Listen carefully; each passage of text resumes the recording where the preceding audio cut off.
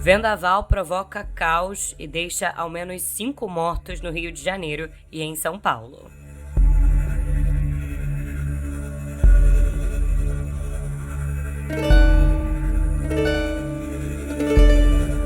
Lula sanciona a lei que cria sistema de transferência automática de pensão alimentícia.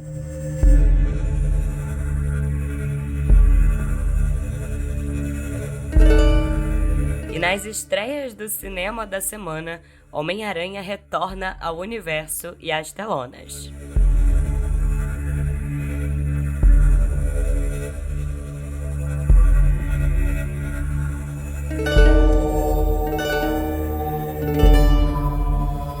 Olá para você, tudo bem por aí? Bom dia, boa tarde ou boa noite. Hoje é quinta-feira, dia 30 de julho de 2026. E hoje a abertura do No Pé do Ouvido foi um pouco mais sóbria, né? Até porque o Sudeste, a partir da tarde de ontem, levou um susto com o tamanho do vendaval que atingiu várias cidades. Eu mesma estava na rua e fiquei muito assustada, mas cheguei em casa em segurança. E espero que, se você, assim como eu, mora no Sudeste, que tenha chegado em casa com tranquilidade. A gente vai explicar hoje no Pé do Ouvido tudo o que aconteceu, não só os estragos, mas também meteorologicamente. E vamos, claro, ter outros destaques nas editorias de cultura, política e cotidiano digital. Vamos junto? Bora que eu já tô aqui com meu café quentinho, sem açúcar, pronta para te contar tudo que você precisa saber para ficar mais bem informado. Agora, no Pé do Ouvido. Simbora!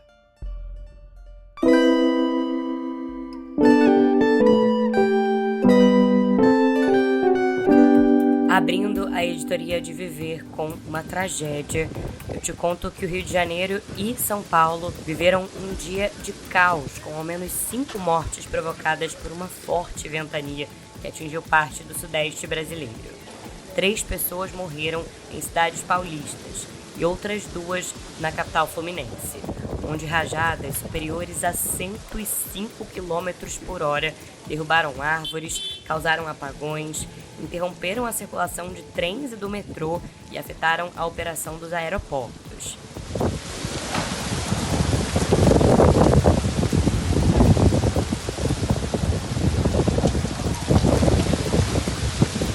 Segundo o sistema Alerta Rio, as 2 vítimas cariocas morreram após a queda de um muro em Santa Teresa, na região central da cidade.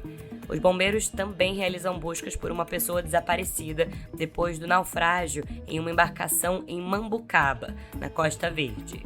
Em São Paulo, as vítimas são um homem em situação de rua, em Santos, e um motorista atingido por uma queda de árvore em Cesário Lange, na região de Sorocaba, além de um homem que estava em um barco de pesca em São Sebastião, no litoral norte. Segundo a Defesa Civil, as cidades de Itaporanga e Itaí registraram as rajadas mais fortes do estado, com ventos de 124,9 km por hora.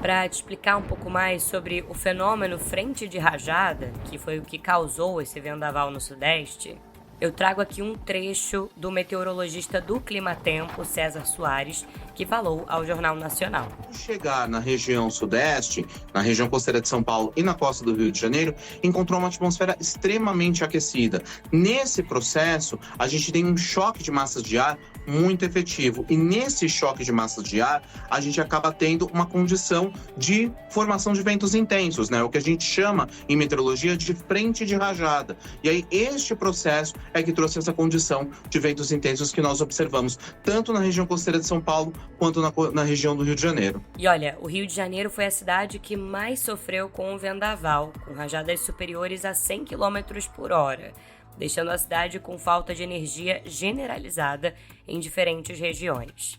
O Operador Nacional do Sistema Elétrico, o ONS, informou que uma subestação foi desligada durante a ventania, enquanto a Light atribuiu a interrupção do fornecimento a uma falha externa ao sistema. As áreas mais afetadas foram as zonas Sul, Central e da Tijuca, além de municípios da Baixada Fluminense. Quase 2 milhões de pessoas ficaram sem energia elétrica. Segundo a Defesa Civil e o Corpo de Bombeiros, foram registradas 30 ocorrências de quedas de árvore, 26 salvamentos de pessoas e 4 desabamentos. O aeroporto Santos Dumont suspendeu pousos e decolagens durante o temporal. E no Galeão, a operação foi mantida, mas 5 voos precisaram ser desviados. Uma das vítimas, depois da queda do muro em Santa Teresa, no Rio de Janeiro, durante essa ventania, foi identificada. É o Tássio Maia dos Santos, ex-jogador do Botafogo. E a informação foi confirmada pelo Clube Carioca. Em São Paulo, os ventos provocaram queda de árvores também, interrupções no fornecimento de energia e impactos na operação dos principais aeroportos do estado. A Defesa Civil emitiu um alerta severo para a capital e para a região metropolitana. A empresa de energia Enel, que gere a distribuição de energia em São Paulo, informou que reforçou as equipes de atendimento antes da chegada da frente fria. Mas até o início da noite, havia ainda mais de 43 mil clientes sem energia elétrica na área da concessão da capital. Segundo o Corpo de Bombeiros, entre 1 da tarde e 3 da tarde foram registrados 31 acionamentos para quedas de árvore na capital e na região metropolitana. Nos aeroportos, as condições meteorológicas afetaram a malha aérea. Só em Congonhas, 15 voos sofreram alterações, com 8 chegadas e 7 partidas canceladas. No Aeroporto Internacional de Guarulhos, 2 aeronaves precisaram ser desviadas para outros terminais. Em Santos, o pico das marés foi de mais de 1,6 metro às 1h40 da tarde. A Autoridade Portuária de Santos informou que a navegação foi suspensa a partir de 12h45 e só foi retomada às 5h10.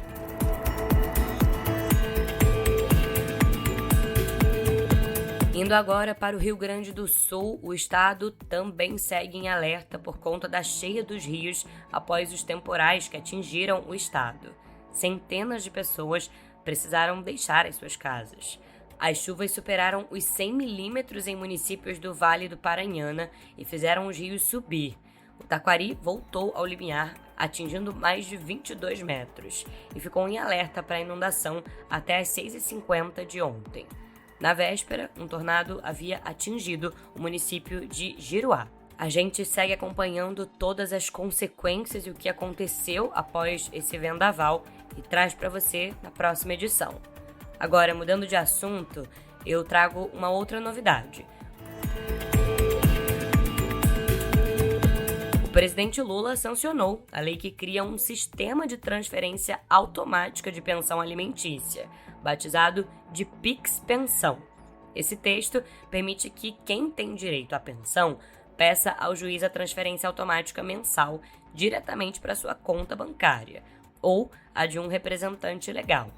Caso não haja saldo suficiente, a instituição deve informar a autoridade supervisora que torna indisponíveis outros ativos financeiros do devedor. A relatora desse projeto, a senadora Ana Paula Lobato, do PSB do Maranhão, afirma que essa nova lei contribui para reduzir a inadimplência estratégica e desestimular o uso de expedientes destinados a dificultar o pagamento de pensão.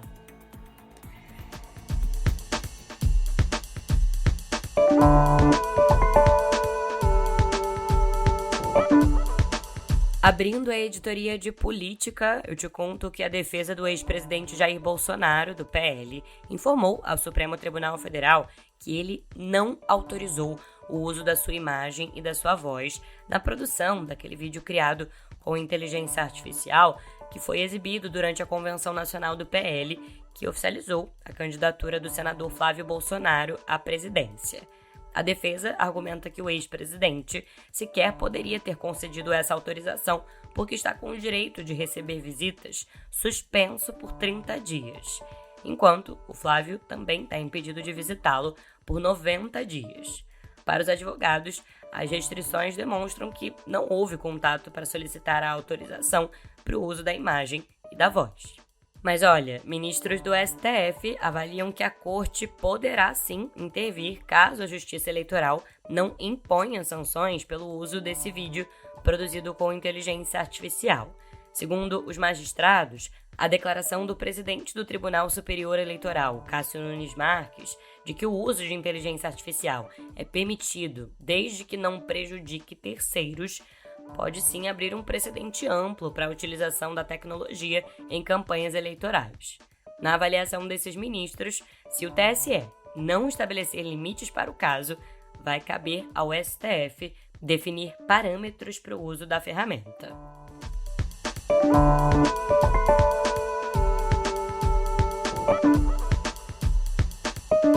Mudando de assunto, depois de 3 dias de silêncio, o presidente Luiz Inácio Lula da Silva, do PT, se manifestou sobre os ataques feitos pelo presidente da Argentina, Javier Milei, durante a Convenção Nacional do PL.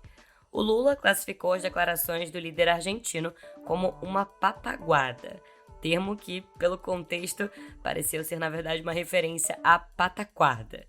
Durante a Convenção Nacional do PSB, que confirmou Geraldo Alckmin como candidato a vice-presidente na chapa à reeleição, o Lula afirmou que não pretende responder às provocações do Milei.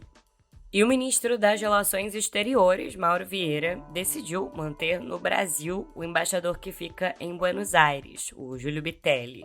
Isso enquanto acompanha a evolução da crise diplomática com a Argentina. O retorno de Bitelli ao país argentino vai depender da redução das tensões entre os dois países. Apesar da manutenção da medida, interlocutores do governo avaliaram que declarações do chanceler argentino Pablo Quirno adotaram um tom mais conciliador.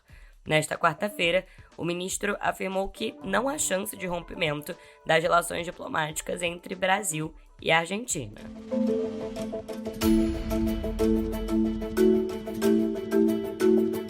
E voltando aqui para o Brasil, mais especificamente para Minas Gerais, eu te conto que o senador Cleitinho Azevedo, do Republicanos, que é líder nas pesquisas, disse que vai tentar convencer a direção do partido a deixá-lo disputar o governo de Minas Gerais de todo jeito.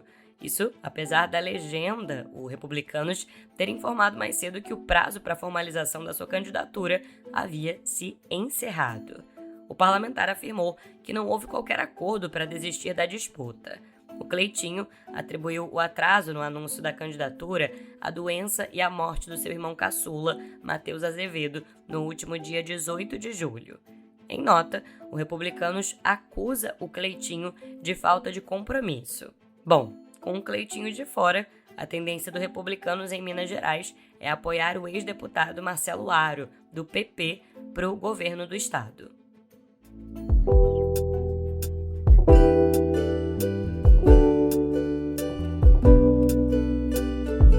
Chegando à editoria de cultura, se é quinta-feira, é dia das estreias do cinema da semana.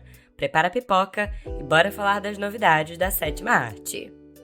Começando com o maior lançamento da cultura pop, a gente tem o aguardado Homem-Aranha Um Novo Dia, que marca o retorno de Tom Holland ao papel do herói da Marvel neste final de semana. O filme, dirigido por Destin Daniel Cretton, dá continuidade ao estrondoso sucesso de Sem Volta para Casa, de 2021. A trama agora se passa logo após os eventos do último filme, com todo mundo tendo esquecido quem é Peter Parker, e ele continua protegendo Nova York enquanto tenta conciliar a sua nova rotina universitária. A grande novidade é que ele se une ao Vigilante Justiceiro, interpretado por Jon Bernthal, para enfrentar novos e poderosos vilões. O elenco estrelado ainda conta com os retornos de Zendaya e Jacob Batalon, além de nomes como Mark Ruffalo e Sadie Sink. Because I'm not just Peter Parker, I'm Spider-Man. We're faced with a threat that can be anyone. You sure you want to do this, Scorpion? You think I'm Scorpion? Talk to Banner? No, Banner. Only Hulk. Sorry, but you're in danger. What? I promised you that I would keep you safe. Agora saindo do universo dos heróis e cruzando o oceano para o cinema europeu, a segunda estreia de hoje é o drama francês As Cores do Tempo, do diretor Cédric Clapiche. Esse filme ele acompanha 4 primos que acabam se reunindo na Normândia rural por conta de uma casa abandonada deixada como herança familiar. Logo, logo, eles descobrem que compartilham uma misteriosa ancestral, a Adèle Meunier, nascida em 1873. A dinâmica desse longa é bastante interessante, porque ela alterna entre 2 cronologias.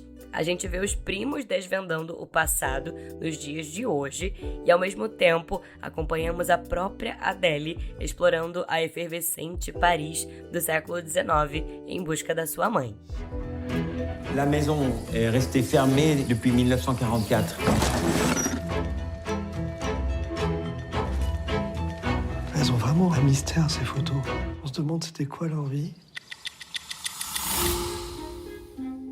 Je veux aller à Paris, Gaspard. J'ai besoin de savoir qui est ma maman. Tu l'as pas vue depuis combien de temps, ta mère? 20 ans. Pourquoi vous voulez quitter Le Havre? Bah, tout se passe à Paris maintenant. E para fechar as nossas dicas, temos o sensível documentário brasileiro A Fabulosa Máquina do Tempo, que é um novo longa da diretora Elisa Capai, que fez a sua estreia mundial abrindo a mostra Generation K+, no Festival de Berlim deste ano. Esse filme, A Fabulosa Máquina do Tempo, nos leva para o sertão do Piauí e acompanha meninas que vivem divididas entre cultos evangélicos, redes sociais e seus sonhos para o futuro. Num exercício de imaginação, elas criam a tal máquina do tempo do título para recriar a dura realidade de pobreza e desigualdade vivida por suas mães e avós, então viajam rumo a um futuro de liberdade.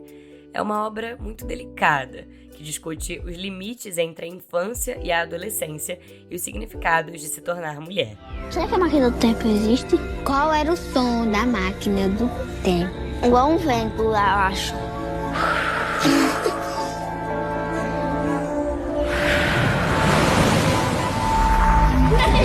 Dá pra voltar no tempo. Aqui não tinha água, não tinha comida, não tinha casa pra morar. Qual é seu maior medo? Meu maior medo é de perder meus filhos. Não. Tem muitas outras estreias da semana, mas todas elas, cada uma com seu respectivo trailer e outras informações, você encontra no site do Meio.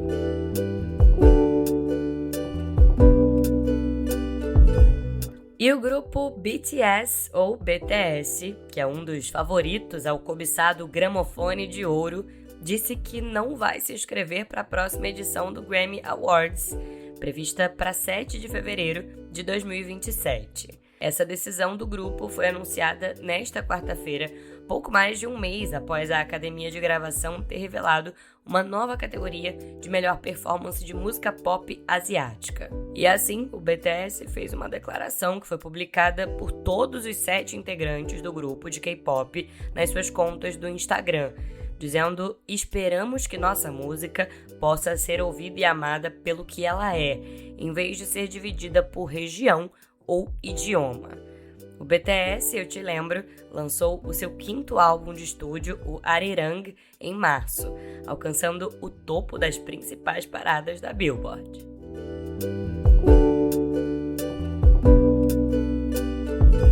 E escuta só essa, um estudo conduzido por cientistas da computação da Universidade Estadual de Nova York constatou que um número substancial de romances autopublicados na Amazon continha texto gerado por chatbots.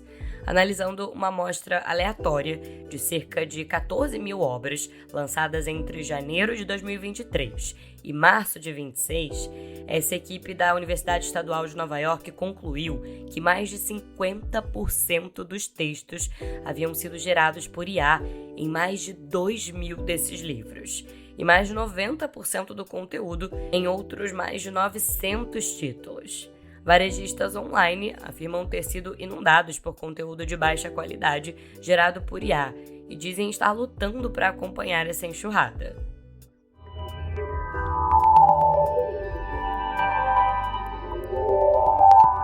Abrindo a editoria de Cotidiano Digital, eu te conto que a OpenAI revelou que o ataque hacker da sua inteligência artificial não ficou restrito à empresa Hugging Face, já que o bot conseguiu acessar 4 contas em 4 serviços diferentes usando credenciais expostas publicamente. Segundo a OpenAI, os novos ataques não têm a mesma gravidade do episódio original, no qual, você deve se lembrar, a IA escapou de um ambiente fechado para encontrar respostas de um exame de hacking elaborado pela própria OpenAI, tendo a Hugging Face como alvo. A empresa Hugging Face, por outro lado, levou 3 dias para detectar a invasão e precisou reconstruir cerca de 1/3 da sua infraestrutura.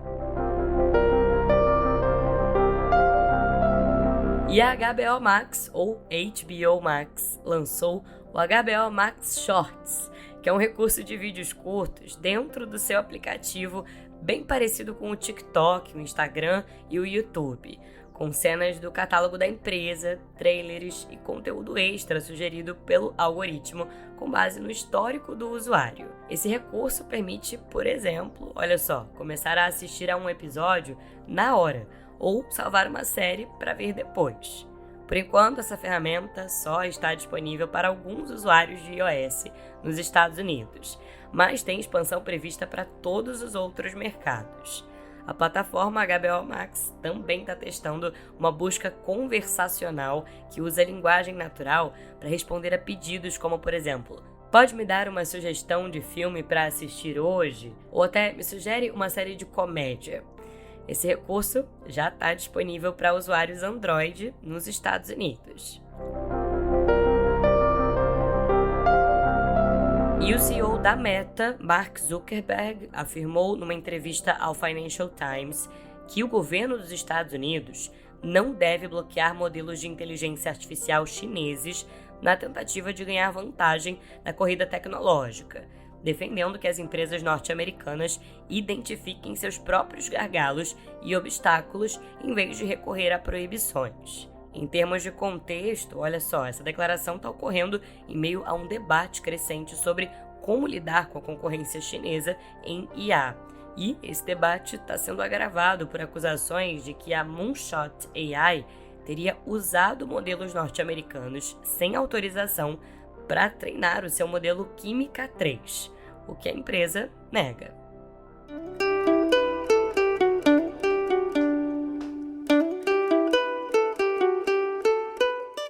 E vamos chegando ao final de mais um episódio. Queria agradecer e muito pela sua companhia e preciso agradecer também aos colegas aqui da redação do Meio que fazem esse podcast ser o seu melhor companheiro diário de notícias. Adriana Oliveira, Caio Melo e Ian Boechat. Além, é claro, da supervisão dos editores executivos Leonardo Pimentel e Maria Paula Lete e da editora-chefe Flávia Tavares. Eu assino a apresentação, redação e edição desse podcast e estou disponível lá no Instagram, no @yasminrestum, pra gente trocar ideia e para você enviar também a sua sugestão de música para encerrarmos juntos os episódios aqui no Pé do Ouvido. Eu demoro um pouquinho para responder, mas eu respondo. E em áudio, viu? Pra gente se despedir, como hoje eu falei desse grupo de muito sucesso, que tal irmos com uma deles? Bora ouvir juntos Dynamite, do grupo BTS, ou BTS.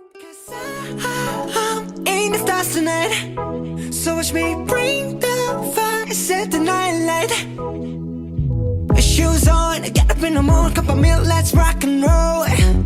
Kink out, kick the drum, rolling on like a rolling stone. Sing song when I'm walking home, jump up to the top of the brown. Ding dong, call me on my phone, nice tea and I'll get my ping pong. This is getting heavy, can't hit the bass, boom, I'm ready. Amanhã tem mais notícias no Pé do Ouvido. Até lá!